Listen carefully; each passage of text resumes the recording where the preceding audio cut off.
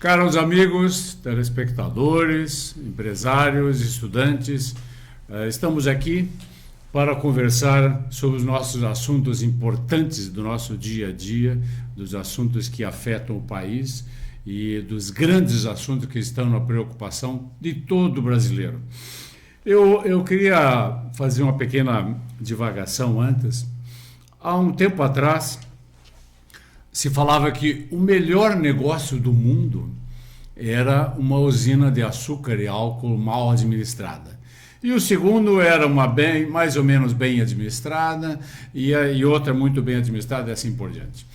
Agora não é mais usina de álcool e açúcar, agora são os bancos.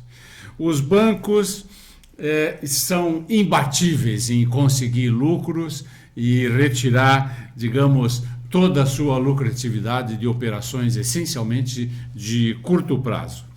Mas a crise também chegou no sistema financeiro por causa da inadimplência, por causa de redução do volume de empréstimos, etc, etc. E o lucro líquido dos bancos em 2016 deve cair perto de 5% em relação ao ano anterior. Bom, nós vamos conversar hoje aqui com o Sr. Newton Rogério Alves, que é, além de comerciante, presidente da cooperativa de crédito Credicomim. É uma cooperativa que está crescendo bastante, de utilidade indiscutível na cidade. E eu gostaria de perguntar inicialmente ao Sr. Newton o seguinte: o governo do presidente Temer, ou o Banco Central, ele pode, nesse instante, puxar uma baixa de juros? Bem, eu acho que ele pode. Isso tudo depende da economia, né? A gente vai dizer que o Banco Central está muito ligado à economia, né? Claro. Então, a gente vê que com a inflação baixando, que a gente vê que a tendência dela nos próximos meses é ela estabilizada com um viés de baixa. Então, o mercado está ficando propício. E com essa nova gestão do Banco Central, do Ministério da Fazenda, ele está propício para que os juros comecem a baixar. Agora, baixar eu vejo como muito pouco até o final do ano. Deve ter alguma coisa em torno, no máximo, pelo que a gente lê e tem visto e tem escutado, máximo 1%, uma baixa de média de 1% até o final do ano. Claro. Mas você não acha, Newton, que manter juros tão altos, que são um recorde mundial, numa recessão que alguns dizem que é a pior recessão de um século para cá, né? Manter juros altos é como jogar mais lenha na fogueira. Nós não teríamos que reduzir pela metade, pelo menos, a taxa Selic? Eu acho que sim. O que teria que ver, porque o juro realmente ele é um mal para a economia, principalmente para o setor produtivo, né? Ele inviabiliza qualquer setor. Eu venho do comércio, é o maior veneno que tem no comércio, tanto que a gente vê hoje tantas salas fechadas, tanto comércio fechado, tanto comércio fechando, né? E nos próximos meses a gente vai ver muito disso. O maior fator é o juro, a taxa de juro muito elevada. Isso aí corrói qualquer economia, qualquer negócio. E além disso, no meio de todo esse ambiente, é um pouco estranho que, mesmo assim, o total de empréstimos ainda deve crescer em 2016, algo como 7% no acumulado todo, né? E qual é a sua expectativa para 2016 em termos de aumento ou redução do volume total de crédito? E também, se tiver alguma expectativa, o lucro dos bancos esse ano vai ser ainda assim um lucro muito, muito grande comparado com, digamos, 5 ou 10 anos atrás? Bem, a gente está vendo agora, né, esse ano já, que os bancos eles fecharam um pouco a torneira em relação a empréstimo, né? Aí é onde que entra as cooperativas. As cooperativas estão entrando, as cooperativas estão crescendo muito nessa brecha que os bancos estão deixando, porque o banco eles estão evitando muito de emprestar, porque hoje a maior rentabilidade deles, os maiores lucros, está no serviço, está na cobrança de taxas, tarifas, né? E o empréstimo hoje, como eles com a inadimplência alta, eles estão segurando um pouco. Então está entrando as cooperativas, tanto que nós temos um crescimento para esse ano em torno de 20%. 20%, né? 20% está crescendo. No total de empréstimos. De empréstimo. Então a carteira dos ativos, a gente chama isso tudo. Claro, né? claro. O ano passado nós crescemos quase 30% e esse ano estamos projetando no mínimo 20%. Né? Mas grande parte disso é pelo trabalho que a cooperativa faz, que as pessoas estão entendendo que a cooperativa realmente é o melhor para a comunidade, né? E com a brecha que os bancos estão deixando também, que estão deixando de atender muito dos seus clientes, né? Em função da inadimplência. Uhum. Mas você fala a cooperativa melhor, mas a cooperativa tem um público específico, que seriam a pessoa física e as microempresas, porque grandes empresas não tem como recorrer a uma cooperativa, né? Porque a gente não tem como atendê-lo no pleno, mas as grandes empresas, elas percebem já de imediato que na questão do serviço é mais econômico para eles, realmente, entende? O serviço é mais barato na cooperativa, se trabalhar com a cooperativa. Então, é mais fácil você convencer um grande a trabalhar com a cooperativa do que um pequeno, entende? Porque ele vê de imediato o custo-benefício dele. É claro que a cooperativa não pode atendê-lo no pleno, né? Porque ele trabalha com valores muito altos. E a cooperativa, o trabalho da cooperativa é trabalhar com o pequeno, com o médio, com o micro, né? Fomentar essa parte, esse empresário e as pessoas físicas também, né? Claro. E me diz uma coisa, já que a importância das cooperativas cresce assim tanto quanto você falou, no total dos ativos bancários ou empréstimos, se você quiser, qual é a participação da cooperativa? Nós ainda estamos, em termos nacional, no Sul a gente pode dizer que hoje a gente já passou dos 2 dígitos, a gente passou de participação no mercado de 10% no Sul do Brasil. 10%. Nós somos muito cooperativistas, o Sul. Mas se tu pegar em termos de Brasil, hoje o cooperativismo deve estar representando hoje em torno de 3% do mercado financeiro. É muito pouco. Tem muito que crescer. Crescer ainda. Por causa disso que a cooperativa está vindo forte. E o governo também está incentivando isso, o próprio Banco Central incentivando e normatizando isso, porque as cooperativas vão ser, e já estão sendo, um regulador de preço de mercado. Tá? Trabalhando com taxas mais baratas, com custo de manutenção mais barata de conta, tudo aquilo, os serviços mais baratos. Tá? Então, como já tem hoje em outros países mais desenvolvidos, como a Alemanha e Estados Unidos, né? Principalmente na Alemanha, onde lá as cooperativas regulamentam e regularizam a questão de tarifas e preços no mercado. Elas são um fiel da balança. São o fiel da balança, entende? E lá elas não têm, nós também no Brasil não temos muitos benefícios em relação a banco, nós somos quase igual. Entende? Poucas coisas que a gente tem alguma vantagem, entende? E lá não, lá é igual, entende? A disputa com o mercado, a legislação é igual.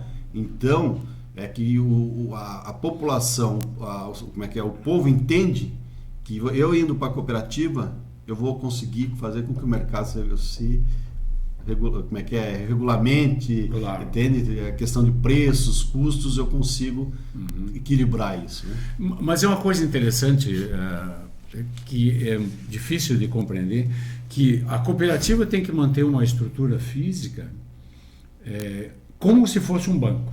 Né? A instalação, o sistema de computação, a participação na compensação de cheques, a internet, toda a estrutura que um banco está oferecendo, a cooperativa aparentemente está oferecendo também. Claro, com exceção de vários produtos outros, como o leasing, talvez.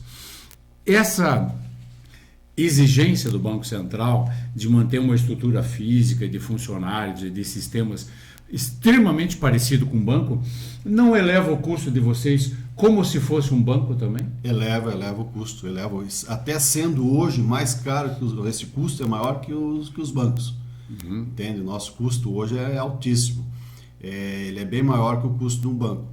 Só que o que a gente precisa ter é maior volume de escala para diluir esse custo. Entendo. Então a gente, como a cooperativa, nossa cooperativa hoje tem 5.470 cooperados, A nossa pretensão até 2018, no nosso orçamento, até que 2018 a gente ter 10% da população de lajes ativas sendo cooperados. Para ganhar escala, a gente precisa ganhar escala para que esse custo se dilua, né? E fique mais barato para o cooperado, realmente mais barato para o cooperado. Tanto que a nossa cooperativa hoje, os resultados que a gente teve em 2015, entende? Ela sobrou 430 mil reais de toda a movimentação que nós fizemos em dinheiro que a gente devolveu para os cooperados. Mas o resultado socioeconômico foi de 4 milhões e 700. Esse dinheiro, 4 milhões e 700, que a nossa cooperativa em 2015 teve de resultado socioeconômico, foi um dinheiro que ficou na cidade, ele circulou na cidade. Claro. Os bancos, nada contra banco, claro, cada um no seu, né, cada um disputando o seu mercado, a sua fatia, esse dinheiro ele vai para fora, ele vai para o acionista do banco. Então ele retira da comunidade, retira da cidade e vai para São Paulo, Rio de Janeiro, Nova York e assim por diante, né? Vai especialmente para São Paulo, né? São Paulo é um sorvedor de recursos, né? Porque naturalmente os grandes bancos são paulistas, né? Então é difícil de escapar disso. Essa questão do crédito, vocês se concentram numa espécie de crédito que seria o quê? Capital de giro, financiamento, digamos, também de pessoa física, isto é, não direcionado para um bem físico como o automóvel, mas o crédito em si?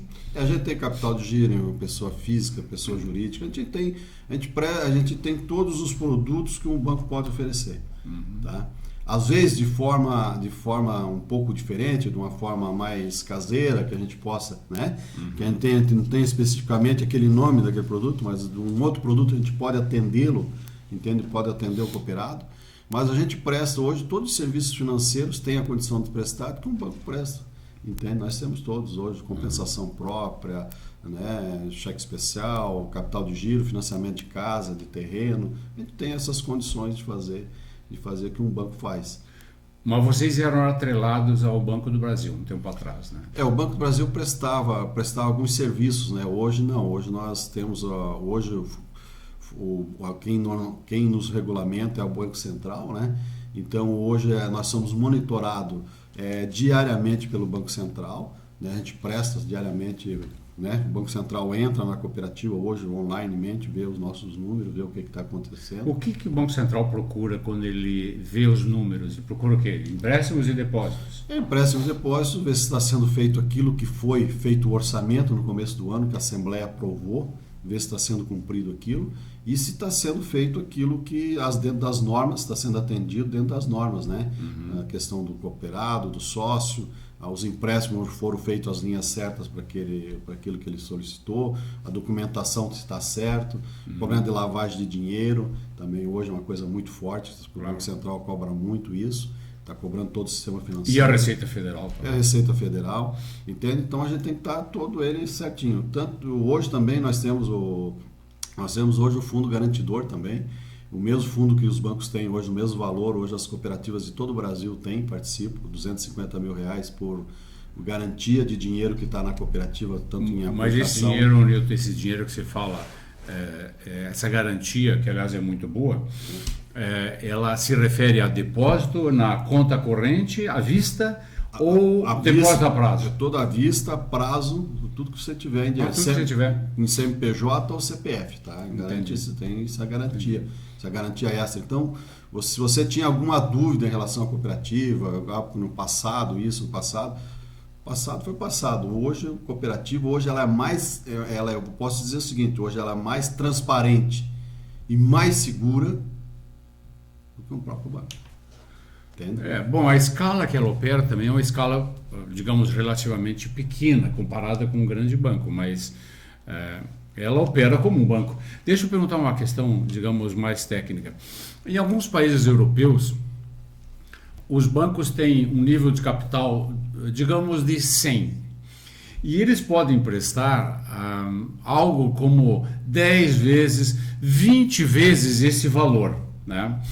E eu soube até de uma região europeia muito tradicional que poderia emprestar até 28 vezes o valor do capital da instituição, que a gente chama de alavancagem, né? Isso.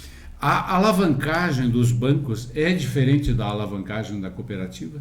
Ou é a mesma questão? A mesma questão. Qual é a alavancagem? Tem as mesmas questões, eu posso responder depois, essa aí, tá? Mas hoje é a questão de Brasileia, né? Nós somos regidos, hoje o Brasil participa da Convenção de Brasileia, e nós também somos regidos pelas mesmas normas. Tanto que o Brasil, já antes, quando aconteceu nos Estados Unidos, todo aquele problema lá, o que tinha alavancagem, que os bancos estavam super alavancados, estava acima dos limites, o Brasil sempre teve atento, cumpriu com essa regra. Tá? E a cooperativa também pertence também a esse organismo. Tá? Entendo. De Brasileia, Convenção de Brasileia, que estipula a questão da alavancagem. Você sabe que não é refletir aqui uma desconfiança tradicional, mas nós todos estamos habituados a ver notícias a respeito de cooperativas que quebram num determinado instante, elas se tornam insolventes por qualquer razão. E eu lembro até de uma cooperativa imensa de São Paulo, uma cooperativa tradicional, uma cooperativa que era a maior do Brasil e que simplesmente faliu. De uma hora para outra aconteceram escândalos e ela teve que ir à falência. Né? Nós poderíamos imaginar que uma cooperativa de crédito, qualquer que seja, ela poderia estar alavancada demais, em excesso, ou seja, do seu capital ela emprestou 6, 8, 12 vezes. Isso é possível de ocorrer, Nilton? Isso é possível de ocorrer. Agora, a questão de cooperativa, o que é a diferença dessa época que tu falou e da época de hoje, tá? As transparências hoje, a questão de transparência, ela está muito mais... Antigamente não tinha, as normas não eram claras, entende? Claro. Era o Ministério da Fazenda que regulamentava. Hoje a regulamentação e a fiscalização é feita pelo Banco Central. Então, hoje, a questão da clareza, a questão da governança é transparente, isso aí, tá?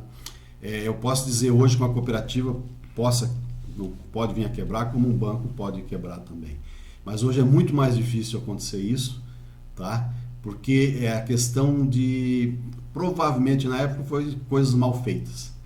Tecnicamente seria muito difícil, né? Porque essa monitoria do Banco Central, que você fala diária, né? Isso. Provavelmente impediria que a alavancagem se tornasse excessiva, ou então houvesse concentração num cliente, por exemplo. Né? Hoje é isso aí, questão de concentrações, grupo econômico, porque concentração não é uma pessoa, mas a pessoa pode ser sócio de diversas empresas e tal. Então hoje isso é muito controlado, é fiscalizado diariamente, tem o setor de controles, entende? Tanto da cooperativa, tanto da central como do Banco Central. Então isso é muito visto, né? Tá sempre clareza. Então, é isso que eu te digo hoje. Não é impossível, mas é muito mais difícil hoje acontecer alguma coisa com a cooperativa. E eu te digo o seguinte, hoje, você pode dizer, nos últimos anos aí, né? Nós vimos aí bancos sumindo também, nos últimos 10 anos, nós vimos bancos sumindo. Cooperativas, não tenho notícia de que tenha fechado alguma. Né? Mas aí existe uma distinção, né, do que seria a cooperativa de mercadorias, a cooperativa que compra e vende feijão, por exemplo, né? Isso. E a cooperativa financeira. Existe uma diferença? Existe uma diferença. Antigamente não tinha essa diferença. Tanto que na nossa região aqui, a gente se lembra que no passado quebrou muito a cooperativa de agrícola, de produção, de insumos e aquele negócio todo. Hoje é uma distinção. A cooperativa de crédito ela é regulamentada pelo Banco Central. A outras é para os ministérios, não sei te dizer, mas o Ministério da Agricultura, o Ministério da Secretaria da Fazenda, não sei como é que funciona bem a fundo. Mas elas não são fiscalizadas, né, regidas pelo Banco Central. A única é a cooperativa de crédito. De primeiro não, de primeiro era tudo no mesmo, bem dizer, no mesmo saco, né? Hoje ela tem a diferença. Então, e a razão da falência talvez estivesse aí, né?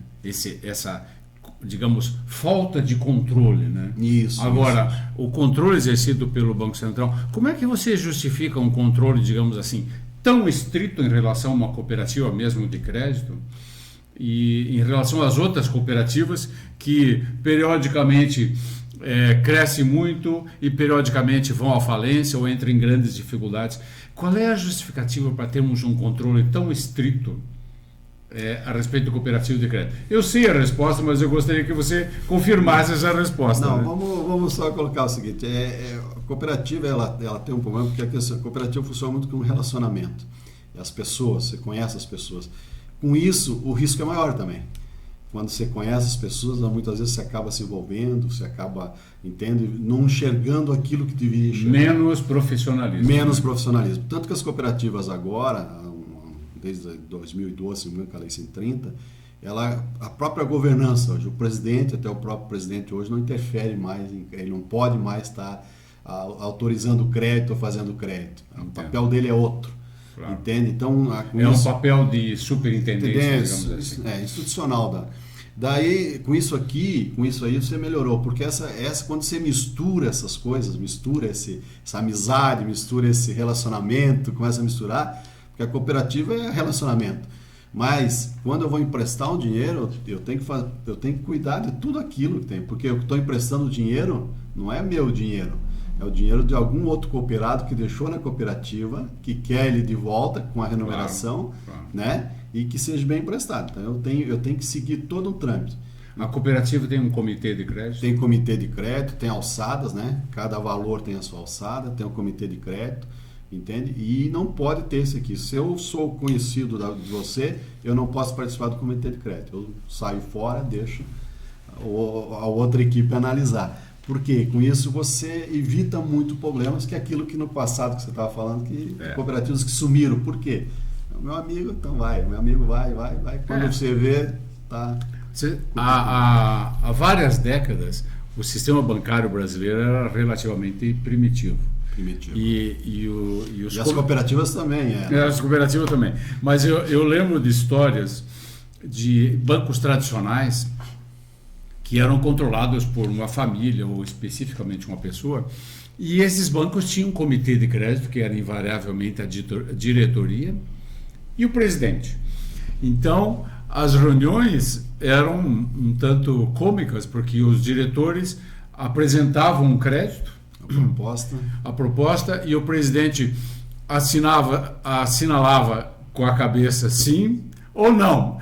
E essa era a consideração técnica que se fazia.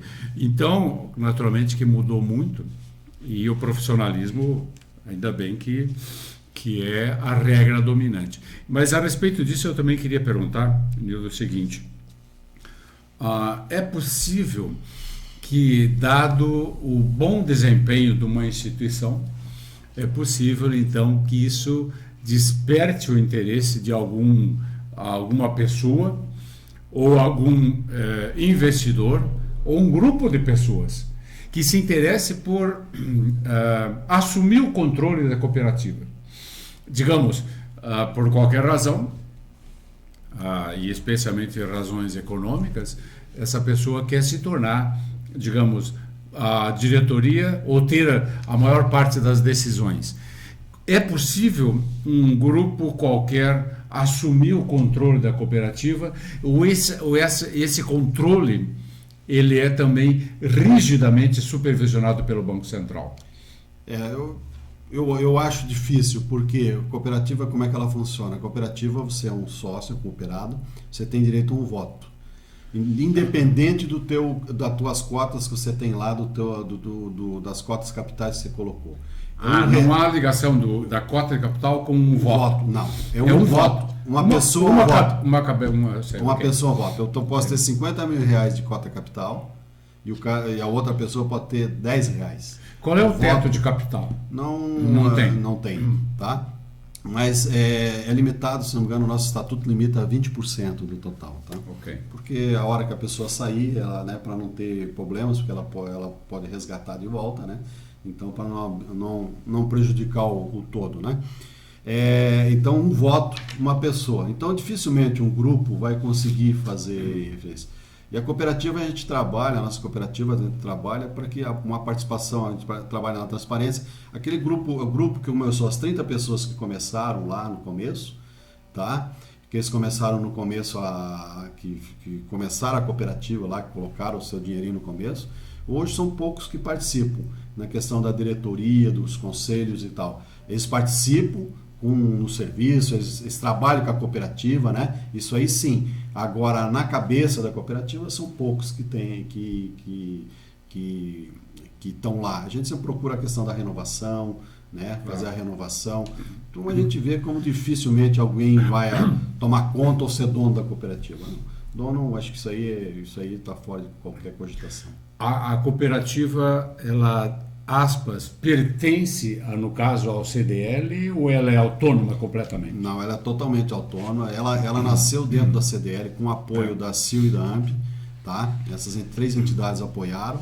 Foi muito importante para ela, mas a CDL na época ajudou até financeiramente, ajudou a... Sim, deu a sede inicialmente. Deu a sede e tal, tanto que a hora que ela estava madura, ela saiu, devolveu aquele espaço para a CDL, saiu lá de dentro. Hoje, essas 3 entidades são apoiadoras ainda continuam sendo apoiadoras, tanto com os serviços que tem lá, tudo trabalhando com a cooperativa, tá? Uhum. Então vamos dizer assim, então não é dono, nem a CDL, nem a CIL, não é a AMP. Hoje quem são donos da cooperativa são os cooperados. E é um cooperado, digamos assim, de um setor específico ou é qualquer pessoa? A nossa cooperativa esse ano, na Assembleia que teve dia 30 de março, ela autorizou, nós éramos segmentadas de pequenos empresários e microempresários. A partir de 30 de março, a Assembleia autorizou que nós fizéssemos de livre admissão. O Banco Central já autorizou. Então, hoje nós podemos filiar qualquer pessoa, pessoa física, jurídica, com condições de ser filiada. Né? Claro que tem toda uma regra, né? Tem que cumprir também aquele que o Estatuto determina, né? Mas pode ser filiado qualquer um. Então, a nossa cooperativa, a partir de 30 de março, passa a ser de livre admissão, tanto que a razão social Credicomim continua, mas a razão social ela passou a cooperativa de crédito da Serra Catarinense agora. Primeiro era a Credicomim, cooperativa de créditos micros e pequenos empresários de Lages. Ela não vai ser transformada em banco Credicomim, não? Não existe essa possibilidade. Eu estou brincando com você, porque a minha próxima pergunta é o seguinte: o sistema bancário brasileiro, ou o sistema de crédito brasileiro, ele já teve algo como 300 bancos no passado. E esse número de bancos foi encolhendo, e nós estamos, se não me engano, um pouco menos que 150, né? Algo como 140 ou 150 bancos, e sendo que 80% do movimento se concentra em 10 bancos. Ou seja, há uma concentração fabulosa, porque mais de uma centena, talvez 120 ou 130 bancos, eles ficam com 20% do mercado. E essa tendência de concentração, ela aparentemente vai continuar. Por incrível que pareça, nós vamos ter um sistema talvez como o americano, como o europeu, onde existem relativamente poucas instituições no mercado. Talvez o americano seja uma exceção, mas ele tem gigantes no mercado e depois uma quantidade muito pequena de bancos locais, né? Como se fosse cooperativas, como se fosse Banco de Lages S.A.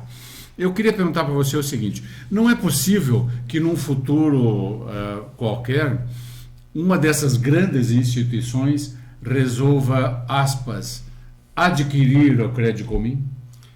A incorporação, assim, uma incorporação. Eu acho que é difícil, porque é um mercado, como nós falamos hoje, em termos de Brasil, nós, por exemplo, temos no máximo 3% do mercado. Então, a gente tem muito que crescer. Claro. Tem muito que crescer.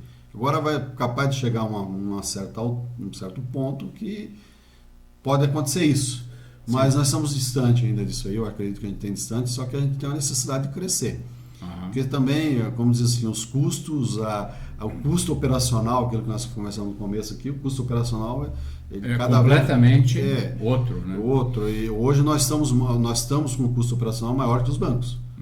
Mas a gente precisa ganhar esse volume. Então, mas sabe que, desculpe, essa informação que você já havia comentado, como é possível o custo operacional de uma cooperativa ser maior do que um banco? Porque o volume é menor, né? Você está falando do custo relativo, então. Porque o custo absoluto de uma agência deve ser menor. Ou não? Não é. O nosso custo é porque os bancos, o que acontece com os bancos? Eles estão eles estão saindo do presencial, do atendimento presencial, e te mandando tudo para os canais de relacionamento. Entende? O banco já chega, tem bancos que na entrada do banco já perguntam o que você quer fazer lá dentro. Se não dá para fazer no autoatendimento, não? Exatamente. Fazendo isso. Então os bancos mandam. A cooperativa ainda tem pouco disso. A cooperativa é o atendimento presencial. Então isso aí ele custa mais alto. O custo nosso de uma autenticação é muito mais alto, porque o nosso cooperado, a última pesquisa que nós fizemos, por exemplo, só para dizer, 70% dos nossos cooperados que estavam dentro do posto de atendimento, o PA, eram donos da conta, eram os proprietários, vamos dizer assim, é o empresário mesmo, ou é a pessoa que é dona da conta.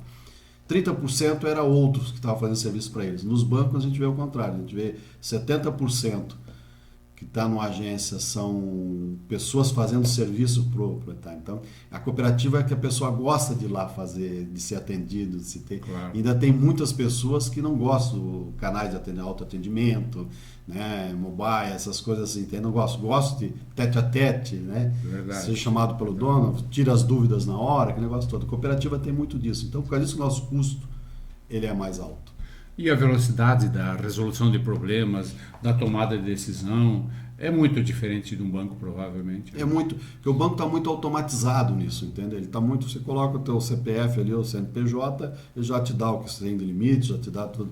O nosso sistema é muito ainda convencional, né? A comitê de crédito, é rejeitada a proposta, o cooperado pede para que volte de lá com novas informações, aí volta para lá, para nova análise, volta.